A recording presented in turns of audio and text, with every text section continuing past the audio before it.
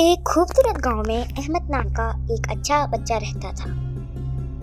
अहमद रोज सुबह उठकर नमाज पढ़ता और अल्लाह से दुआ करता था। एक दिन रास्ते में अहमद को एक पर्स मिला।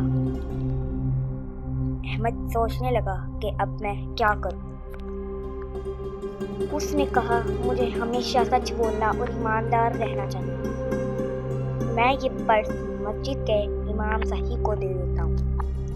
इमाम साहिब ने मस्जिद में ऐलान कर दिया।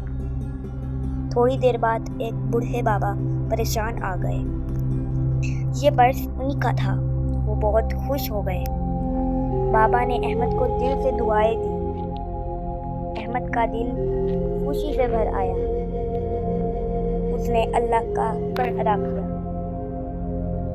स्कूल में उस्ताद ने अहमद की बहुत तारीफ की। सब बच्चों ने सच बोलने का वादा किया। अहमद ने सीख लिया कि सच हमेशा कामयाब करता है।